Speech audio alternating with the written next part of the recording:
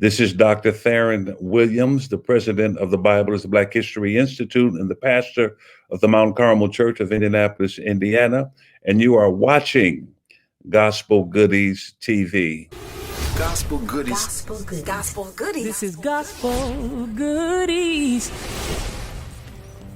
I'm Aaliyah Faust, and I'm joined by Dr. Theron D Williams, president of the Bible is Black History Institute and author of the Bible is Black History series. Welcome to the Goodie Gang, sir. How are you? I'm doing good. Aaliyah, how are you? Pretty good, thank you. I'm excited to talk about everything you have going on. And one thing I'm excited to talk about is your backstory. So I am always intrigued by the backstory of things, especially when it comes to books, because like you have to sit there and think about it and make it come into fruition and all those good things. So the Bible is Black History is here, and it's not just one book, but it's like a whole movement and series of educational items. I especially love like the reading books, the activity books, the coloring books. So what is your backstory? What inspired the Bible is Black History? Well, Aaliyah, maybe 8 or 9 years ago, I noticed a defection of younger millennials leaving my church. And I was trying to figure out what was going on. I thought it was something that the Mount Carmel Church was doing that was turning millennials off. And I tried to figure out what it was. And so I called them all together. And we had a conversation about their defections from the church and that type of thing. Come to find out, it was not unique to Mount Carmel of Indianapolis, Indiana. This was a phenomenon that was sweeping across the country, that millennials were walking away from church. They were renouncing Jesus Christ. They had written off the Bible as a book that was written by white men to control slaves and to make them docile and non-resistant to white supremacy. And so I asked them, and they still respected me because I found out it was not anything I was doing personally to them. So they still respect me as a pastor, even those who had left. So we had maybe 70 or 80 young people together. We called a meeting, and they expressed their displeasure with not so much Mount Carmel Church, but with Christianity, period. They started talking about the Bible, that it was inauthentic. They questioned the historicity of Jesus. They questioned the relevancy of the church. They didn't believe the church was relevant anymore. In fact, they said that during slavery and the Jim Crow eras, that the church, and all the way up through the civil rights era, that the church was a value to the community. But modern times now, they're saying that the church has lost its value and its meaning, and it's useless. And so I didn't know they had these ideas going on in their heads, Aaliyah. And so I asked them if they would be willing to sit with me for 4 weeks to do a Bible study so that I might refute and challenge these new notions that they were experiencing. And that 4 weeks turned into 9 months. And many of the ideas that they had, I was able to refute them. And many of them I challenged and made them go back and rethink. So there were a number of young people who returned to the church after the Bible study, and some didn't return. They kept it moving. They had it with the church. And so after I had done this Bible study, the church was full, particularly full of young people. They came to me and asked, people were buying the CDs because they wanted to listen, but many of them said, Pastor, you need to put this in book form. This is good stuff, and everybody needs to hear it. And so I took it, put it in book form, and there we have the Bible is Black History. That's awesome. And I was actually going to ask too, how long did it take? But you said 9 months, or did the books take a little longer? Yeah, it took 9 months to do the Bible study.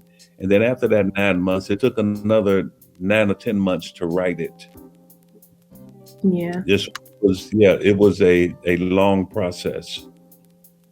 Gotcha. And as you just mentioned too, the Bible has been used in the past to fit different narratives, like especially oppression. So I wanted to know, what would you say is one thing people are usually shocked to find out from your history lessons? Well, when people argue that the Bible was actually weaponized against Black people to keep them docile and non-resistant and compliant to white supremacy, the argument is, yes, that white people, white slaves, owners, did try to use the Bible to keep Black people docile. But if you read Lerone Bennett's book, Before the Mayflower, there's a lot of information in that. And that even though white planters or white slave owners sought to use the Bible to control, manipulate the minds of enslaved Africans, it didn't work. There were over 300 rebellions during the time of slavery that Black people rose up in rebellion against the white planter class and literally had them shaking in their boots. That's something in history that we don't study, that we're not exposed to, that we were not this compliant people, that we were not this docile people. We fought slavery from 1619 up until the time we received emancipation. So, yeah, they did try to use it to control the slaves, but it didn't work the way they thought it would. Oh, that's super interesting. Yeah. Because that's true. We never hear that story. We always hear it from the other side. And that is most people's argument. So that's really interesting to And know. also, you know, when they talk about how they use the Bible to control Blacks, you look at the other side, you look at Harriet Tubman, who was a preacher and used the Bible as inspiration to lead the Underground Railroad. You look at Nat Turner, who was a preacher, who used the Bible for inspiration to fuel his rebellion. You look at Frederick Douglass, who was a preacher who was born in slavery, but somehow got his freedom. He relied on the Bible. You know, so you have one group who are saying that we want to throw the Bible out because it was used to control the slaves. But then you look at the slaves, the enslaved Africans, who used it for their benefit to empower them to do the work of abolition and liberation. Right. So what's your personal background with this knowledge? Did you study this specifically, or are these things you knew growing up? Well, I studied at Virginia Union University in Richmond, Virginia. And for my undergraduate, it's a HBCU for my undergraduate and my seminary degree. And then I studied at the University of Chicago to get my doctorate degree. And none of this that I speak to you today was ever studied in all of the schooling that I've received. Now, I was equipped with the tools to be able to dig and to study this type of stuff. But what we're talking about right now was not introduced to me on a college level, on a graduate level, or in our doctoral program. This is stuff that I have read and studied up on myself. Wow, that's awesome. And what's the feedback been from your readers? Well, it's been extremely popular. You know, it is as if our community was hungry for this information, and they knew intuitively that the Christianity or the brand of Christianity that they've been exposed to all of these years, they knew that somehow something wasn't quite right about it. You know, they look at the images of white Jesus and everybody is white. Moses is white. Jesus is white. Jesus' mother was white. All of his disciples were white. And we see these depictions on walls in churches, in people's homes. We see it on television, on the glossy cover of magazines as we go through the supermarket. Everything is whitewashed. And they knew something was not right about it because they understand where Israel is. And so the people of Israel couldn't look like white Europeans. And so when I bring the information and the facts that they intuitively knew, but I add some facts and some history to it, then it's a powerful encounter. It's like intuition and research come together, and it's powerful, and people are very open to it. People are very receptive to it. I really love to hear it. And I have my favorite part of your collection, but I wanted to know, what's your favorite part? Uh, I really don't have anyone that's favorite. I like them all, because I work very hard on all of them. So I like them all equally, Aaliyah. I knew you'd say that. You gotta love them all. They're all your babies.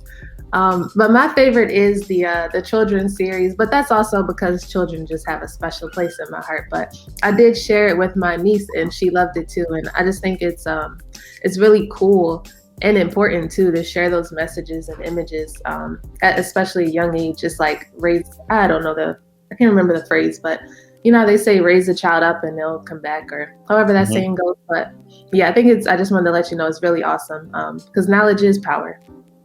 Yeah. And I grew up in the Black church my entire life, and I never saw these images. The Sunday school, the vacation Bible school, all of those images were always white people. And I had a conversation with my brother, because my entire family grew up in church. And he said, Theron, if we would have had this information growing up, how might that have impacted us and enhanced our understanding of God and embraced more the Christian movement in Jesus Christ? What if we would have had this information when we were kids? And I thought about that. And wherever I go, wherever I lecture, people always come to me and say, well, I wish my kids had this.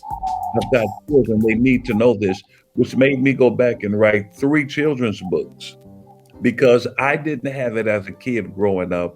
I want the generation that's coming to at least be exposed to the idea that the Bible is the history of a Black people.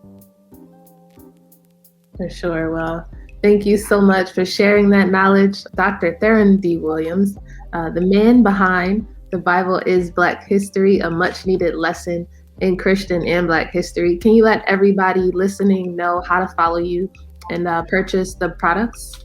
Yes, you can go to our website at BibleIsBlackHistory.com. And from that website, you can follow me on the other social media platforms. But everything that you want, everything that we have to offer is on that website, BibleIsBlackHistory.com.